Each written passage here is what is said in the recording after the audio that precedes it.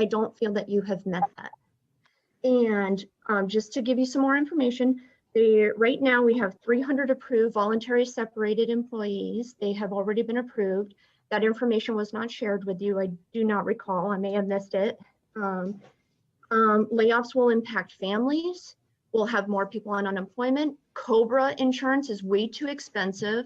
And now you're going to force people out there with no insurance in a COVID environment, no job. It's just not right. We have $156 million in the general fund reserves. We need to use it. There's 39.4 million in outstanding uncollected property taxes. We need to start doing something about that. Since 2006. Come on, why are we taking the brunt? People need to pay their fair share. Let's explore a 5% sales tax to generate millions to fund essential workers. Ending the $25,000 a week catering for EOC. Come on, this can't be an option for you. Please vote no.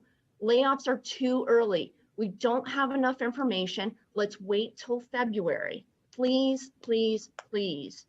We need to know the impact of the voluntary separation program. We need to know the impact of our new political leaders. This just isn't the time. And keep to your word. Please keep to your word. You said that you would do everything before you laid off people. Thank you. Our next speaker is Melissa Willett. I am unmuting you. Please accept the unmute and you will have 2 minutes to speak. The timer will start when you begin speaking. Hi, thank you. My name is Melissa Willett and I'm the proud SAU Local 521 Vice President. And I have my coworkers, my colleagues, my friends, and my members being laid off in the towards decision. I am dismayed that the board hasn't exhausted all alternatives to cuts to these workers and their families and ultimately our community in twofold. One, through the work that they will not be able to provide to residents of Santa Clara County, their constituents, and two, through their own not being able to be productive members in their families and be workers. We have solutions that we can work through. We can be creative. We have done so much more with so much less. And we're not talking about, an infinite amount of time to delay the cuts that we know our budget needs. We know there are solutions out there, but we're talking about, 12 workers who don't need to be laid off today. And I implore the board to vote no and work with the workers who know the county businesses inside and out to create solutions that we don't impact our community. We've got essential workers. If you're at Heading right now, which I think some of you guys are, you saw the workers that you're laying off and you entered the door this morning. We don't even have DSW who's working the front desk if you get lay off those workers, right? So they're doing vital work to our community. And I implore you, if you vote yes today, to shake your hand on the way out, because you're gonna have to look them in the eye and lay off these people. These aren't just numbers. So thank you so much.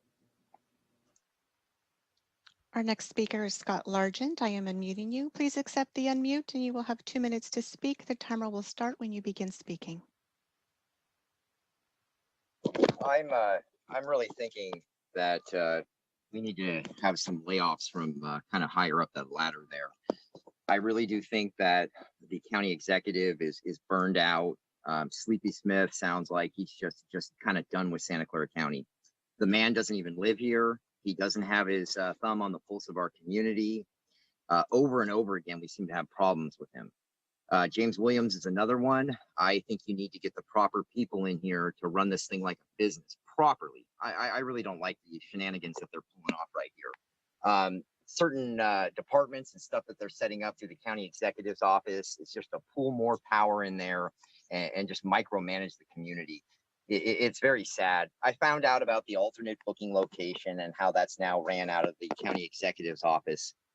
Trying to put people on services, as many as you possibly can, and then just let them back out onto the streets. That's very shameful. But what you're trying to do is just bill them out, get grants, all this other stuff, but the money is not trickling to them. And Jeff Smith knows this is the case. He really, really does know what's going on. The more I dig into this man and how he's running things, it just makes me very upset. I came here to complain. I shouldn't have been the board's problem. It was basically about the management end of our county.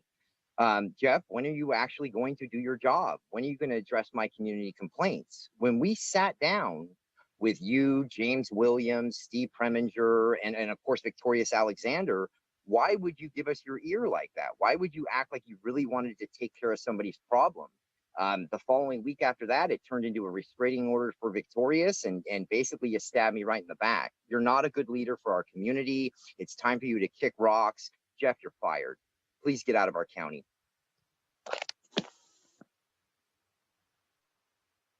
Our next speaker is Janet Diaz-Perez. I am unmuting you. Please accept the unmute and you will have 2 minutes to speak. The timer will start when you begin speaking. Hi, my name is Janet Diaz, the chapter president of SEIU and a proud worker of the County of Santa Clara.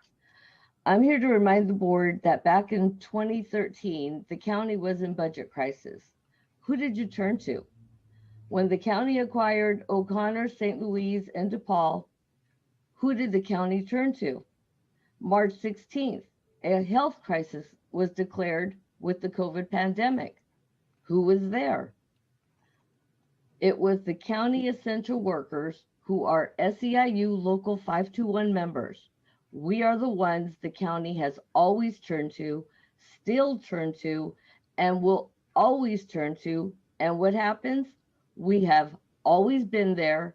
We are here now, and we will always be here to do whatever it takes that the county has asked us to or that the county needs us to do. We have never let you down, and I think it's time that you don't let us down. You need to stop thinking about cutting the workforce and investing your time in finding ways to generate revenue.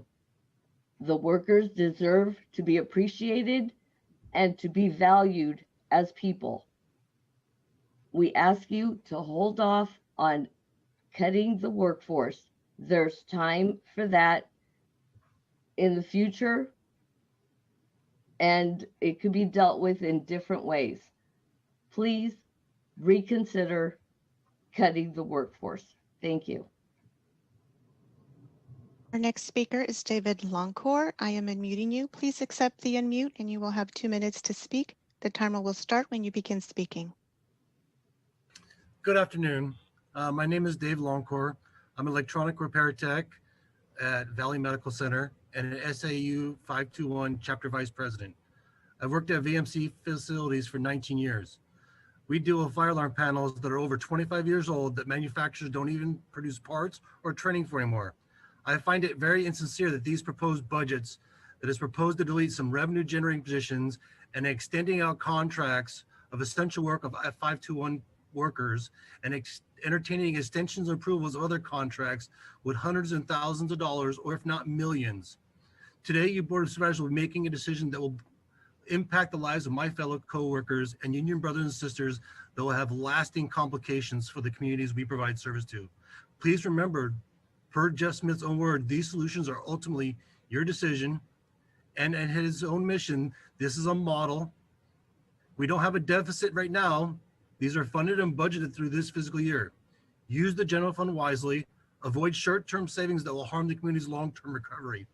I implore you to delay this vote on the budget till next year to have a better sample size of the alternatives and more informative and a better race of quality decision for the communities that we provide service to. Thank you.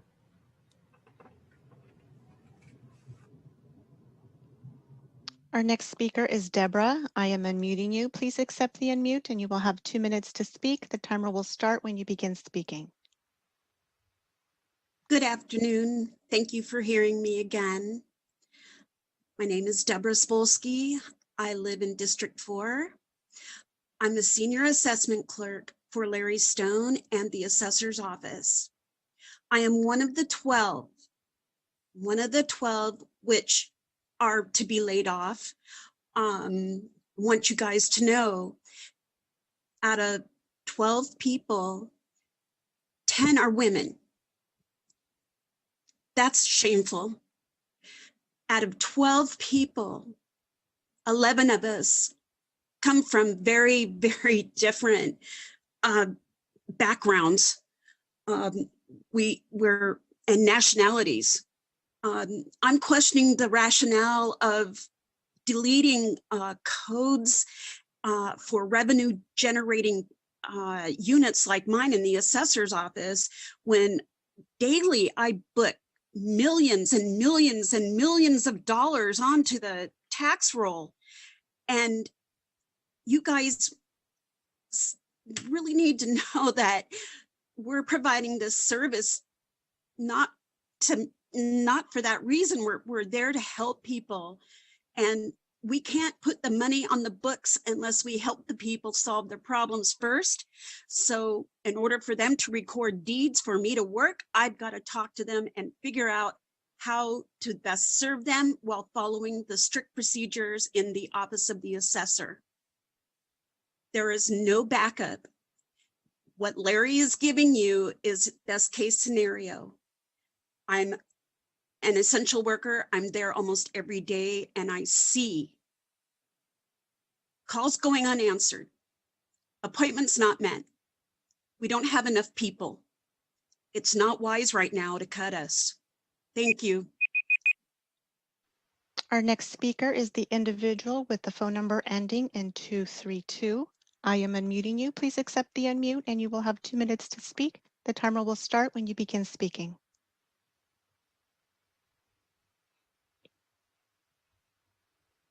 Caller with the phone number ending in 232. Hello, can you hear me? We can. Yes. Yes, my name is Richard Chavera. I work for the adult probation, and I'd like to make a quick comment to Susan Ellenberg. I think you're a very sharp, smart woman to question Jeff Smith about the funds, where are they all coming from? But the one question I have, or I misunderstood him, was that there are several reserve funds. And if you can find out for me, I would greatly appreciate it. The other item is that I truly believe that we are extremely top heavy and that the board should look at people of the higher class to cut. The working persons, the line staff, are very much important and needed. Thank you for your time, and I hope I can get an answer to that question. Thank you. Thank you. I see we have no other public speakers, and let me thank all of the public speakers for coming forward and particularly sharing what I know is a painful experience. So thank you for being willing to do that. I want to go back to my colleagues and see if there are any comments or questions, and I'll just go by person. Supervisor Cortese? Oh, none. Thank you. Thank you. Supervisor Ellenberg? You're on mute. Sorry, I do have some comments, but I want to just put the question to Dr. Smith first. The reserves that you had been talking about, I think they were one-time reserves, which was the issue with using them for ongoing salaries. But can you just clarify that in accordance with the questioner? Right, Supervisor.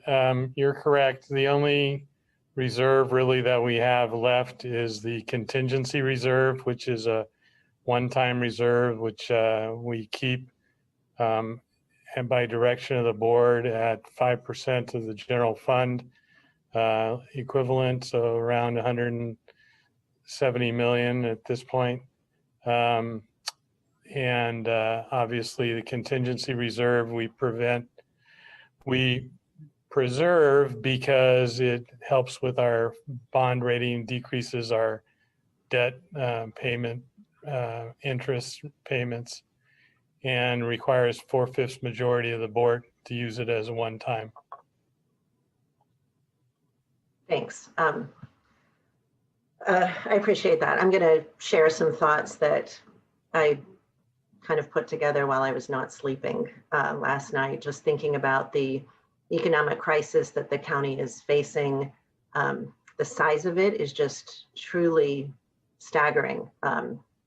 Not only for us, but across the country. We've seen our county's unemployment rate shoot upward of 11% at a height this summer. This morning, the number hovers right around 6% in Silicon Valley for high wage workers, but as high as 25% for low wage workers. And certainly local government is not immune from the economic contraction that is gripping our entire state and nation.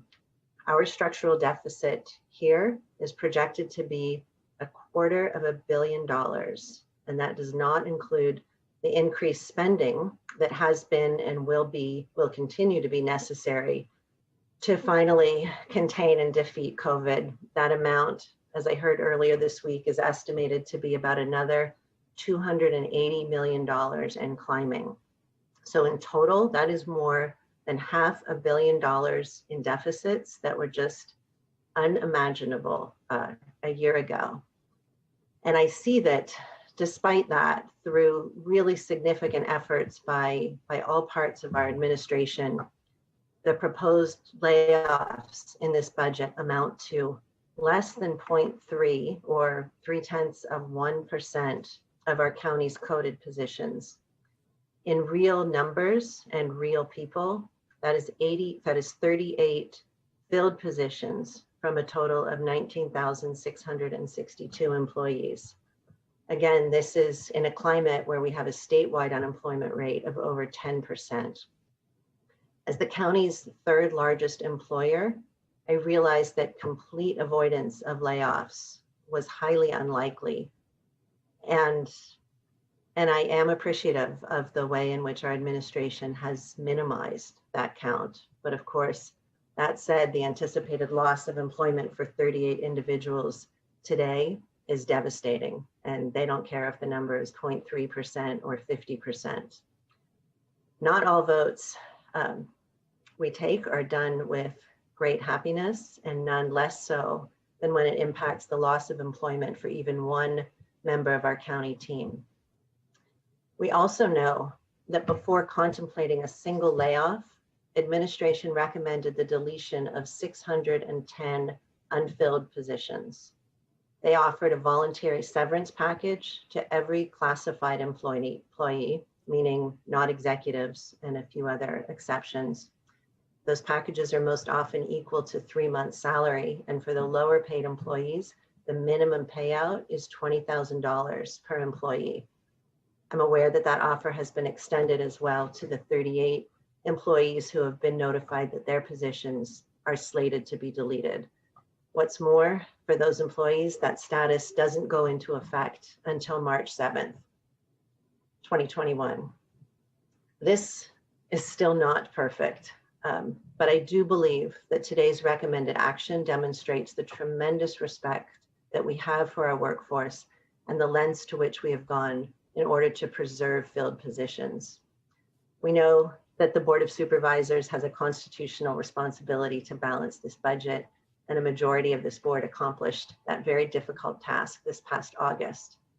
And since that time, our economic picture has become even bleaker. We heard on Wednesday how quickly costs associated with combating the virus are growing.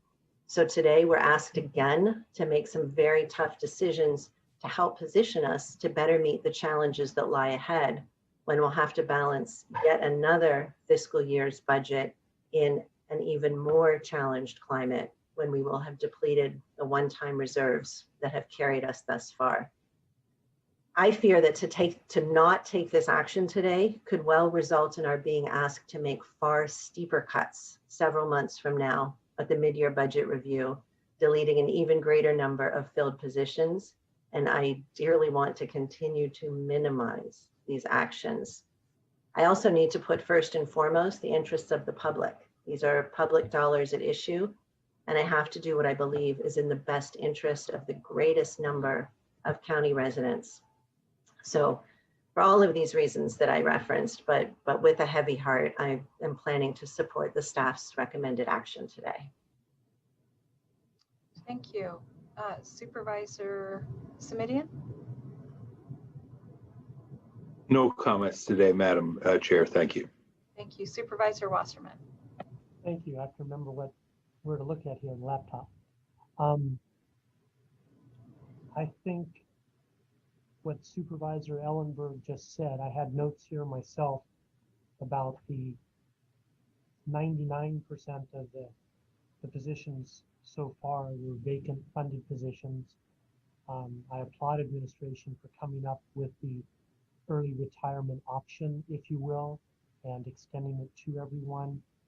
I appreciate Supervisor Ellenberg bringing up the fact that the layoffs we're talking about now, of course, if you're one of those individuals, it means everything, but percentage-wise, the county thus far has held on far better than almost all industries. I hope that continues. I think right now that's probably not realistic to think that there aren't more cuts coming, but I hope and pray that that's not the case. I hope federal stimulus comes that the county is entitled to. I hope the economy turns around. I hope the vaccine comes. I hope all those things. But at the end of the day, we have to continue to balance and balance and balance. And I applaud administration for the very minimal cuts at this stage. And I will reiterate what Supervisor Ellenberg said, that these are effective 100+ days from now, 3.5 months from now. I hope things change. I hope things improve. I hope things don't get worse. But right now, all of those hopes hinge on a virus going away, a vaccine coming, a stimulus coming, all things out of our control. They don't hinge on our people working more hours. They don't hinge on anything that we have control over. They hinge on funding from the state government, funding from the federal government, people returning to work and paying taxes, sales taxes and income taxes, so the federal and state government can fund us. And it's very frustrating not being in a position where we can control our own destiny. And I think what administration has done thus far has been very creative, very effective. I'm going to support it, but I do not see it being the end. And I don't think any of us is sugarcoating that right now. Thank you, Madam Chair. Thank you, Supervisor Wasserman. I'm going to go to the board for action. I'll just make a brief comment, and just to reaffirm for my colleagues, the vote we'll be taking will be on item 10, 11, and 12. We'll do this in one vote. I will just reiterate that, you know, I don't think the board needs perfect information, but I think we need to better understand the assumptions that go into every decision that we make, particularly that is this significant. And I also think that, you know, just as a more of a reminder that as we move forward over the next few months, not only do I think we're going to get additional information, which I think is important, I also do think that it is important that we take the action of right-sizing the county. And to that end, I would have been very supportive of us removing all of the funded vacant positions because that wouldn't have required, from my perspective, we have enough information broadly to know that the more proactive actions that we can take will be particularly supportive, but not, informative in terms of how we proceed. And Dr. Smith, I think one of the points you raised was we're not going to have perfect information. And that's not my expectation, is not perfect. It is really just to better understand the shared assumption, to have a shared understanding of the assumptions that are being made in the base of the budget. So with that, I'm going to ask for a roll call vote. Madam Chair? Yes, sir. I don't know that a motion has been made. Oh, thank you for a second. Would you be willing to make that motion? If that's the case, I will make the motion to approve items 10, 11, and 12. And I'm prepared to second the motion, Madam President. I did not speak earlier. I just want to underscore the importance of the administration working swiftly and effectively to try and relocate people who have rights in our system if they are in fact in a filled position. And Thank you. I'll second the motion. So we have a motion from Supervisor Wasserman. Thank you, Mike, for catching that. And a second from Supervisor Semidian. Seeing no other comments on the motion, I will request a roll call vote. Supervisor Ellenberg, Yes. Supervisor Semidian, Aye. Supervisor Cortese, No. Vice President Wasserman, Yes. President Chavez. No. Thank you, everybody. I know this is a very challenging exercise, and I do want to acknowledge, I know this is not easy for the folks who are impacted and for the folks making these recommendations and for the folks voting on them. All of you have a very safe Thanksgiving. Wear your masks, don't touch your face, wash your hands, and don't see any relatives. All right. Thanks, everybody. Be well. Thank you, Madam President. You too.